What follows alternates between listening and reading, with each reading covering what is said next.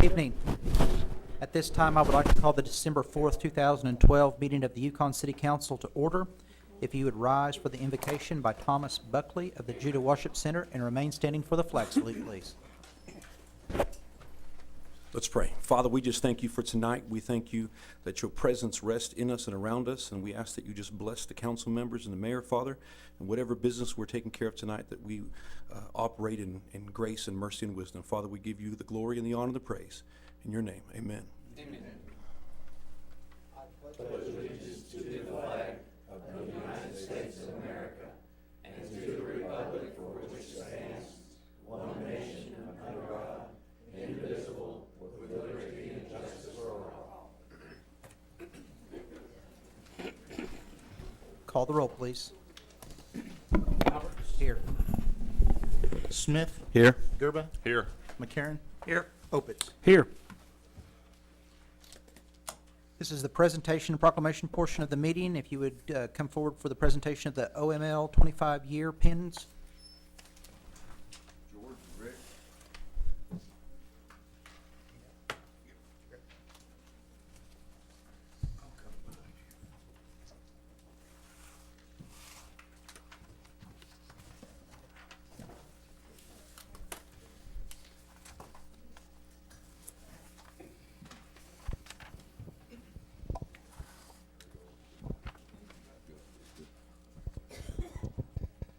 Each year, we are very pleased to be able to have the opportunity to recognize employees of the City of Yukon for their exemplary and long-term service.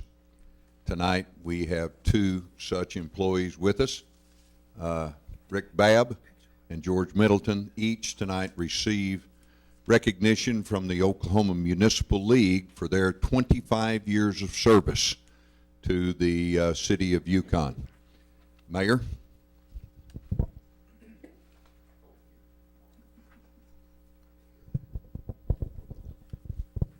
On behalf of the City of Yukon, we want to thank you for your commitment.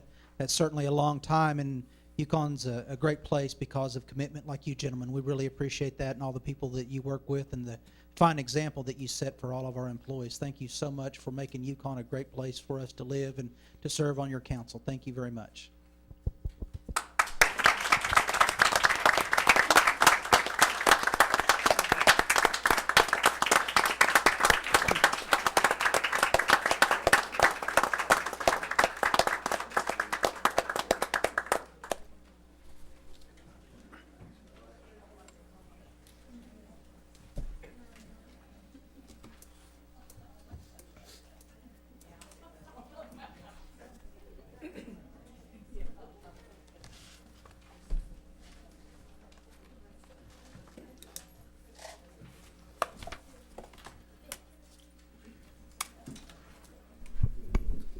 The next item on the agenda is the visitor section. If there's a person here this evening that would like to discuss a non-agenda item with the council, if they would come forward at this time to the podium and state their name and their business. Any visitors this evening? Visitors?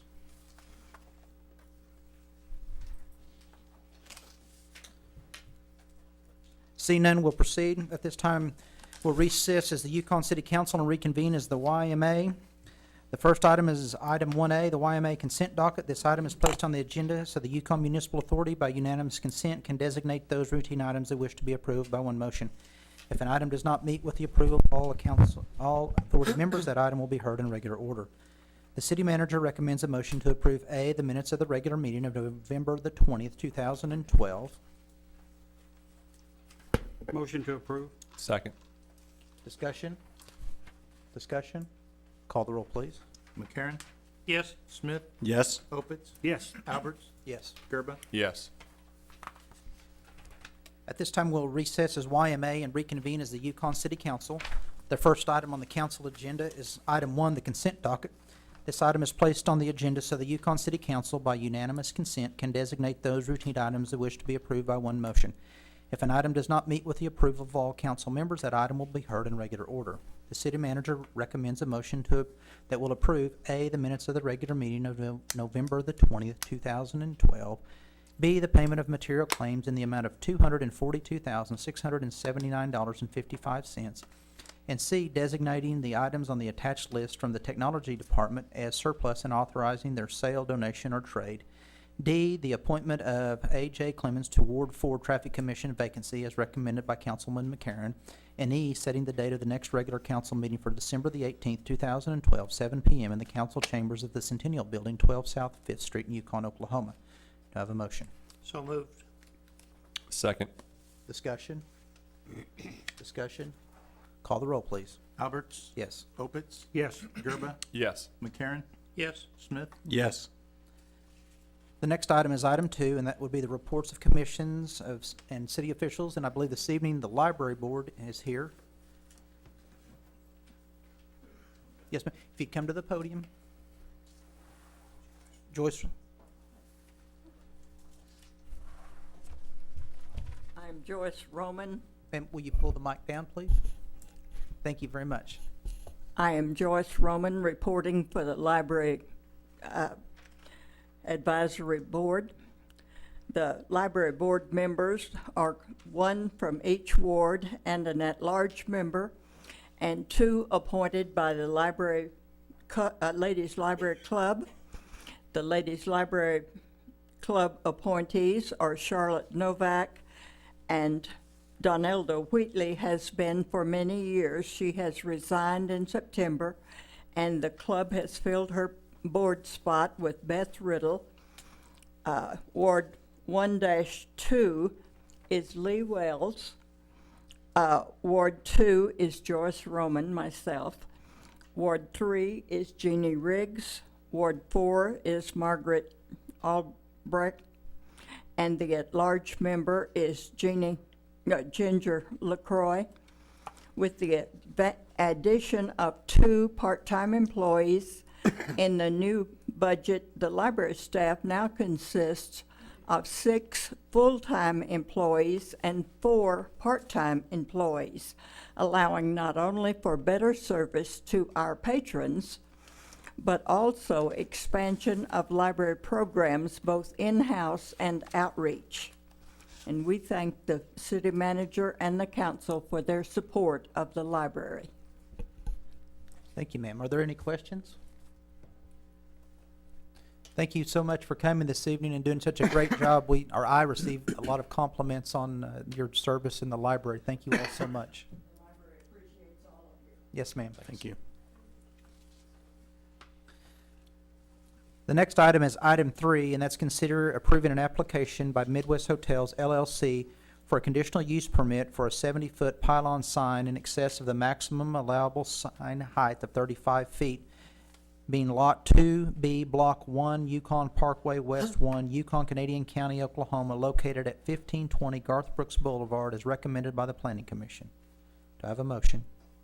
Motion to approve. Second. Discussion? I have a question. Discussion? Mr. Smith? How far is this actually located? The new sign would be located from I-40?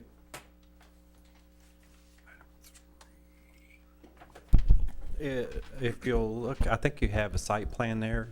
It's located along their north property line and a little bit south. I think it's south of their property line, maybe 50 feet. Yeah, it doesn't, it's not. It doesn't say it's from the not center really that line from specific. I-40. That's why I was Yeah. asking. It's specific to the site plans way we did that, I not see. from the center line of I-40.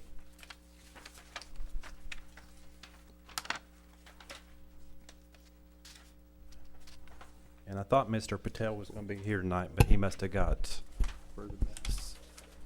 sidetracked. Okay.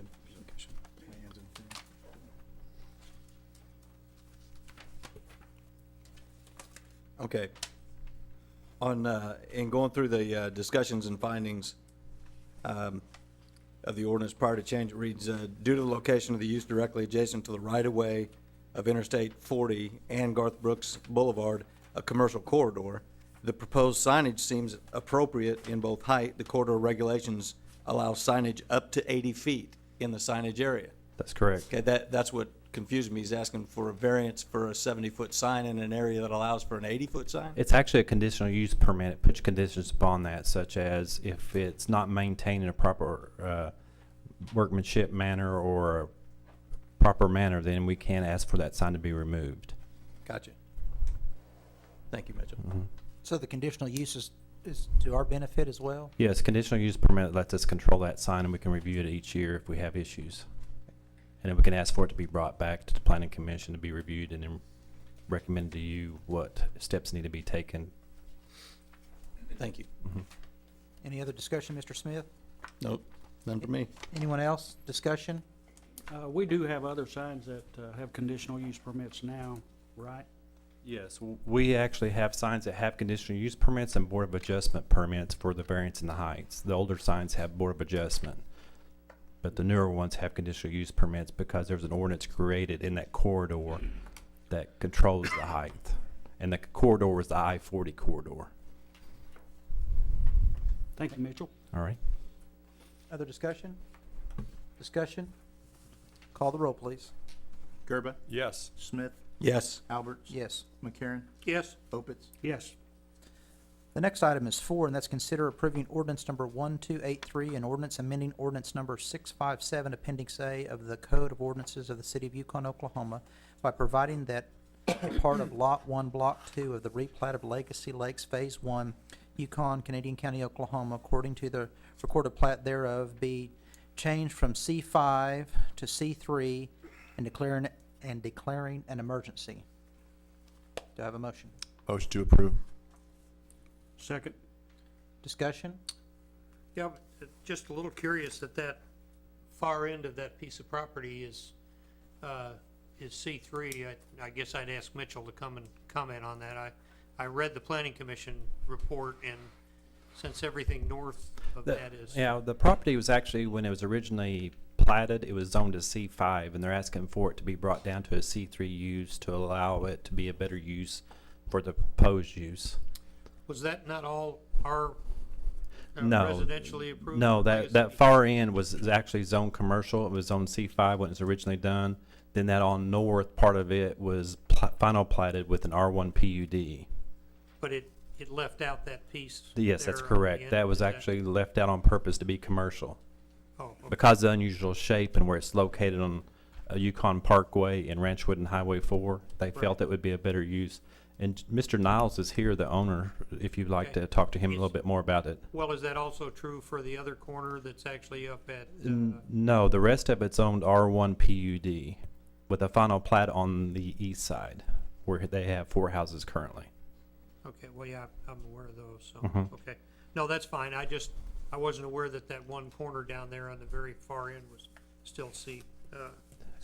Yeah, it was C5 and they're asking for a C3 zoning change. Yeah. Other Is that, discussion? is the building that's gonna be put there multi-story or single story? No, they actually went to the Board of Adjustments and a variance in a building to be built there as a single story because of the unusual shape of the lot. Okay, so so- it will be a single story or, That's, oh, okay. mhm. Okay, that's fine. Thank you. Mr. Smith? Yes, in reading through the information on it, is it, am I correct in understanding that who's actually going to be doing the building on it is somebody that's going to be purchasing the property? That's correct. The application is made in both their names, if you will look at that. It's supposed to be some kind of business use, and Yeah, it's a mortgage yes. office. How will they access that property? They have 2 current driveway accesses on that. It shows on the plat as well. The rest of it has limits of no access. There's a driveway access point on Ranchwood Highway 4, pretty close to that lift station. And then when you go across an angle along the pond there's another driveway that'll be accessing on Yukon Parkway. Gotcha. And that's the only 2 driveways allowed on that property. Are those Okay. already cut, Mitchell? The access is put on the one on Highway 4, but if I remember right, the one on Yukon Parkway is not in yet. Okay. Because I didn't remember seeing two cuts. No. there, so, okay. Other Yeah, discussion? it's hard to differentiate where, I can see it now. I can see it. But there is none on this side? Not yet. Okay, gotcha. More discussion? Anyone else? Call the roll, please. Opitz, Yes. Alberts. Yes. McCarron, Yes, Gerba, Yes. Smith, Yes. Next item is item 4A, that's consider approving the emergency clause for the ordinance number 1283. Do I have a motion? So moved? Second? Discussion? Discussion? Call the roll, please. Smith, Yes. Gerba, Yes. Opitz, Yes. Alberts, Yes. McCarron. Yes. Next item is item 5, and that's consider approving resolution number 2012-12, a resolution authorizing the consumption of alcoholic beverage beer and/or Low Point beer at the Dale Robinson Center during private parties upon application to and approval from the city manager of the city of Yukon. Do I have a motion? So moved. Second. Discussion? Discussion? Call the roll, please. Alberts, Yes. McCarron, Yes. Gerba, Yes. Smith, Yes. Opitz, Yes. Next item is item 6, and that's consider approval of resolution number 2012-13, a resolution of the city of Yukon requesting that Encompass 2035, the 2035 Oklahoma City Area Regional Transportation Study Plan be amended by the, is that Intermodal. thank you, Intermodal Transportation Policy Committee. Do I have a motion? So moved. Second. Discussion? On the, I guess I was a little curious, that it was on the original, was it the original 2008 plan? And then all of a sudden it went to the 2035 plan where it is not on that plan, is that correct? But it was on the 2030. That is plan. correct. Is that because it got a number all of a sudden, or is there another issue? There was just a process, and it's just not on the 2035 plan. A few years ago, after the city completed the 11th Street Bridge, we had two roadways eligible, the one we're discussing right now, and then Wagner Road between Yukon Parkway and State Highway 4. So the city in 2008 made the decision to pursue what is now Yukon Parkway from 66 to Wagner. So we're trying to get that project back through ACOG, back on the list so the project can move forward. Okay, and that's what this is all about today? That's correct. Okay. So the only reason that wasn't originally on there is we only owned half the road at that point, 2008. No, we've always owned both sides of the road on Yukon Parkway. You go 1 mile east, Yeah, Sarah Sarah Road. Road is the one we. Okay, own, yeah. thank you. Discussion, gentlemen? Discussion? Call the roll, please. Smith, Yes. Alberts, Yes. Gerba, Yes. Opitz, Yes. McCarron. Yes. The next item is item 7. That's a consider approving ordinance number 1284, an ordinance which provides amendment to the Code of Ordinances of the City of Yukon, Oklahoma by amending Section 18108 to include installation, maintenance, repair, and renovation in whole or in part of any heat system or ventilation system or any equipment or piping carrying chilled water, air for ventilation purposes, or natural gas, or the installation, maintenance, repair, renovation of process piping used to carry any liquid, substance, or material, including steam and hot water used for space heating purposes, not under jurisdiction of the Department of Labor, and declaring an emergency. Do I have a motion? Motion to approve? Second. Discussion? Just Mr. a little McCarron. bit of discussion there. We heard some comments earlier. What is the major change from, that updated this? I guess I wanted to hear that again. Basically, if you'll look on A and B, that's probably more expanded to match the state law. Basically, we're expanding to cover mechanical systems such as cooling systems, mechanical refrigeration systems, ventilation systems, chilled water systems. So those really weren't in the old, More or less just redefining it to match state law. okay. It expands it, I guess would be a better word, Yeah, to be more encompassing.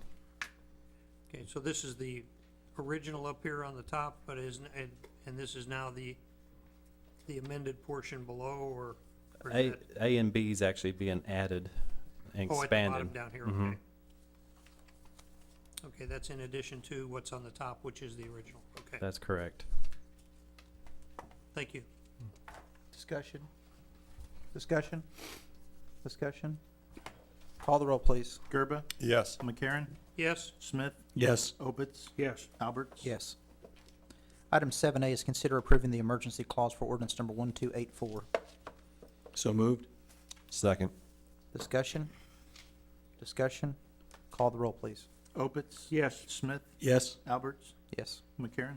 Yes, Gerba? Yes. The next item is 8, that's the city manager's report, information purposes only. Mr. Bottom? I'd like to talk about our trip last week to the National Congress of Cities, a meeting that is sponsored annually by the National League of Cities. We went to Boston, certainly my first trip to Boston, and I think I found that the meeting, while very beneficial and good, I don't think it met up to the previous year in Phoenix. The course offerings were not quite what they were in Phoenix. It could also be, in part, politically motivated with how liberal that part of the country is and how conservative this part of the country is. So, with that said, we had some really good meetings, very informative, brought home a lot of new ideas and things that I think will benefit the city for quite some time as we move through and continue on a very intensive planning process, both for downtown and then later stretching out throughout all our arterial streets as well as other projects. I hope too that others that went to the meeting will make comment about their experience.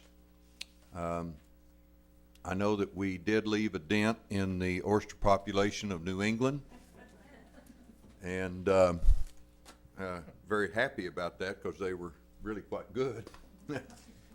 But really did have a good meeting. I'm so appreciative of the opportunity to be able to go.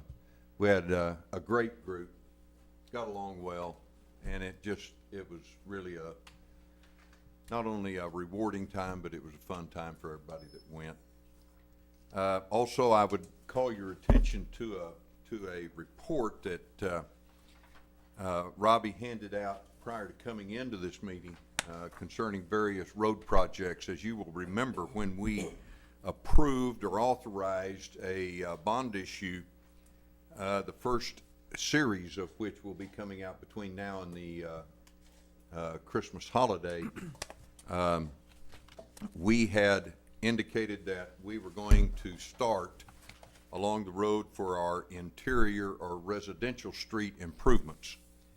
On this list, we have gone through as a staff and as an engineering firm and have prioritized those into critical needs being rated as a 1, all the way to a need. While it needs to be done, it is not as critical as some of the others being rated as 3. I would point out that we had originally budgeted $4.5 million for these street improvements under this particular bond issue, and the total of all of these projects for the highest priority or priority 1 street projects is $5,266,000. Total of all of the projects added together is $10,212,000. So we've got a ways to go before we can get them all done. But it is our intent through this particular report to begin that process. We are able to do this because previously the city has done a really good job of doing our arterial streets, and we have a good relationship with ODOT to do our state highways, and that has provided us with freedom to now move into our residential streets and start doing improvements there. With that, Mayor, I'll close my report and stand prepared to answer questions. Any questions for the manager? Questions? With no questions, we'll proceed. Next item of business is 9, new business. With no new business this evening, we'll proceed to 10, council discussion. Mr. Opitz. The National League of Cities that we went to in Boston was in part very, very good and very informative, and then in other parts, It was just like having a good speaker at some of the sessions and a very poor speaker at the other sessions. But I assume that's because I'm interested in some of them and some of them I'm not interested in. Some of the economical development things they had were very, very good. And some of the sessions I went to, I thought were very poor. But in all of them, I was able to learn and listen and talk with other people and find out the different functions that they did in Wichita, Kansas to make their city better, and in Nebraska to make their city better. And so in all of that, it was a great, great event, and I really appreciate getting to go because we did learn a lot in all that we had.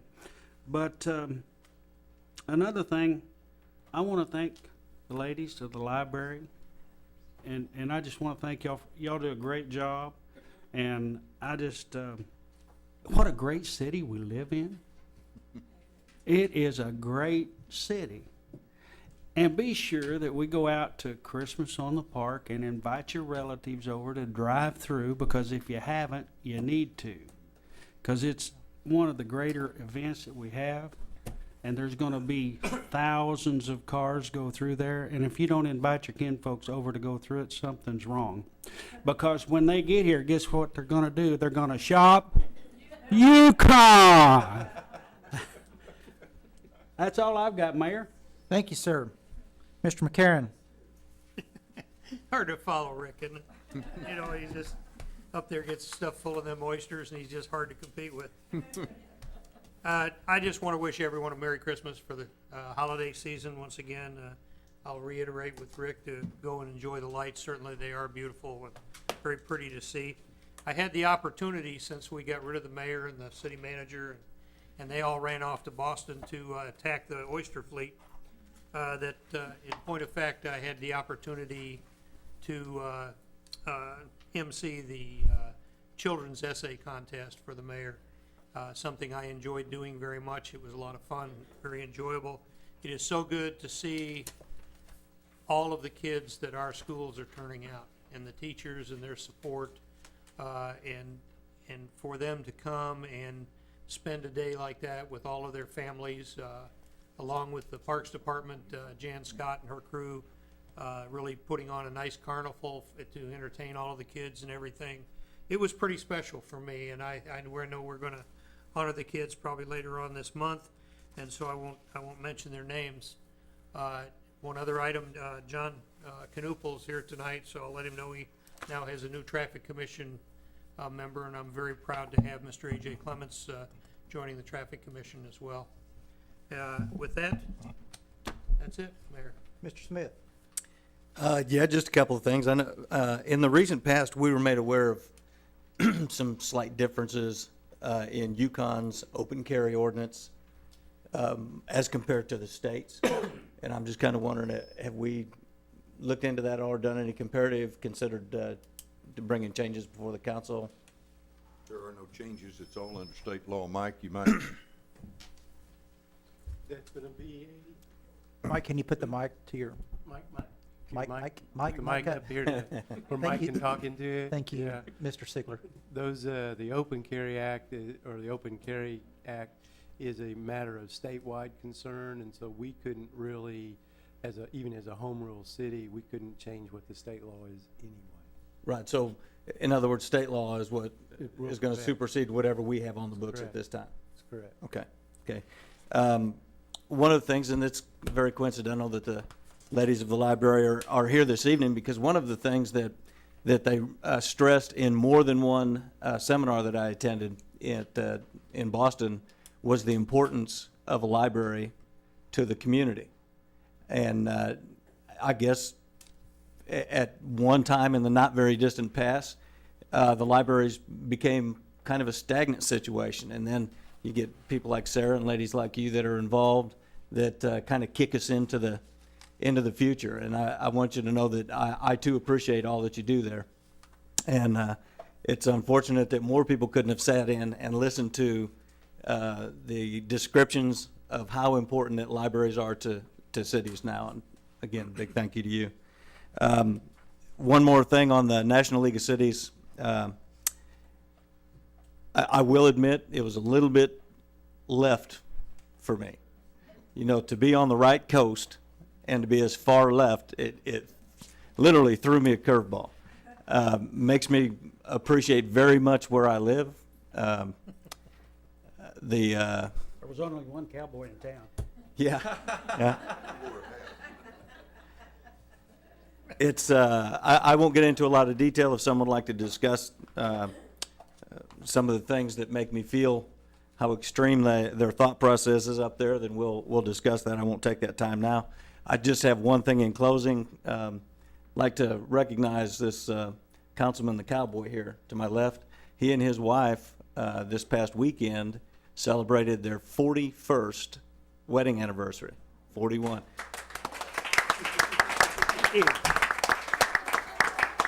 God bless her. She is truly a patient woman.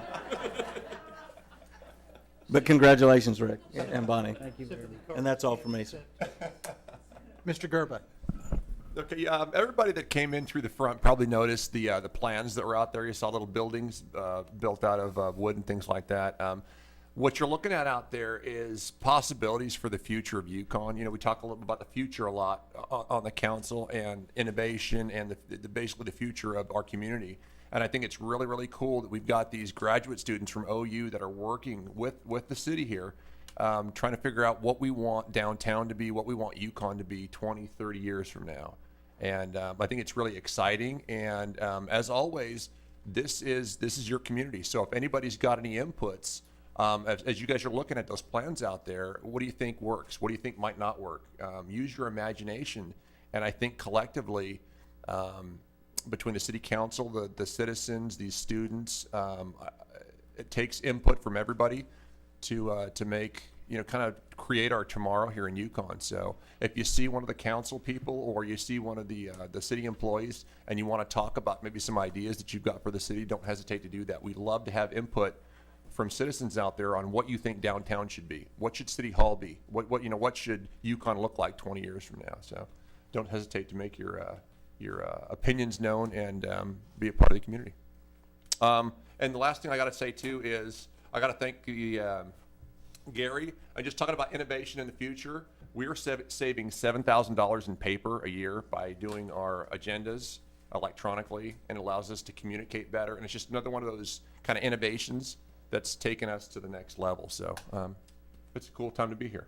Thanks.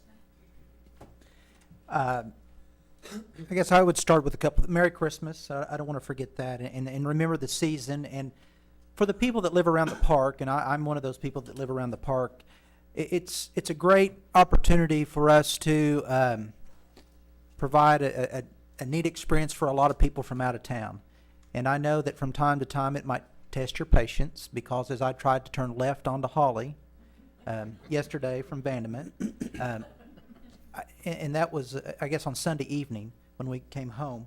It was a difficult task. So be patient. It's a great thing, and lots of people, and it will only get more busy over the next couple of weeks until we pass through the holidays. So thank you all, the people that live near and around the lights, for being patient. It does mean a lot to our community to have the people come, see our community, shop, and do different things in our community. So please be patient, and thank you so much. Ladies of the library, thank you so much for all that you do. And I was like, Ken, I guess, I don't, if it was the same seminar that we were there talking about the library? Maybe. But they were talking about how the library has changed and the role that it plays in the community and how it evolves. And I'm like, Ken, I'm so glad to see that, you know, used to it was all about books. Well, now it's more about computers. So it's the service that the library offers, and I'm glad to see that we continue to evolve and change. And I'm like Ken, we were in one seminar. We listened to a lady that probably has 40 or 50 years of experience. She was a professor from Harvard, and probably 2 minutes into her speech, I was furious and I was ready to leave, just because she made me feel uncomfortable.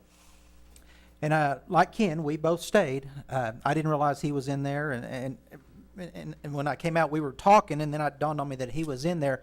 But by the end of it, I did have some respect for where they come from. Even though they're very liberal, I think that they take a very analytical and a very different approach at looking at things. Education is very important. What we found out up there is 2/3 of the population, isn't that right, have some sort of a degree, and many of them have an advanced degree. So they take this very analytical and mindful look at things, and so it was difficult. They start way over, like Ken said, at the right, and then they kind of bring it back over. So I hope that I brought home the idea that maybe I might make myself a little uncomfortable and try to think outside of the box, because it's easy to live here and to think the way that we do in Oklahoma. And I certainly, I'm not changing, I'm still voting. I'm not going to be a blue state, okay? But I do think that it helps sometimes to go to other places and see and listen to their different perspectives. And Ken and I both were made uncomfortable, but we both stuck it out and we both learned and listened. And we went to different places, and their history there's the Boston Commons, which is a park that we went through. It opened in 1634. So we've been a state, a little over 100 years. So the perspective that they have is quite different, and I don't know if it's not that we're uneducated here, but their perspective is very different. But I do think that it is a challenge to me to try to not to jump to a conclusion about what I think about things, try to be a little bit more analytical and try to think a little bit more. I know you all want to hear a lawyer saying that it needs to be more analytical. Sorry, Ken. Sorry. But that's what it did for me. So. But I appreciate it. It was a good opportunity to meet different people, hear about, they had ideas about health in the community and obesity, and there were some different ideas.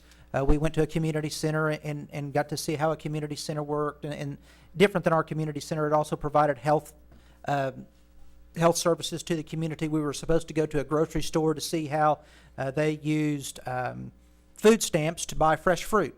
There was a gas leak, and they were afraid the building was going to blow up, so they didn't take us there. So we didn't get to go and see the grocery store. But there are some really different ideas that we'll bring home, and hopefully we'll be able to share with our community. And I appreciate the opportunity to go as a representative from Yukon, and hopefully we all brought home some information that we'll share with you. I'll quit rambling. I know you all are ready to leave. With no other business before the council, we stand adjourned. Congratulations, Rick and Bonnie.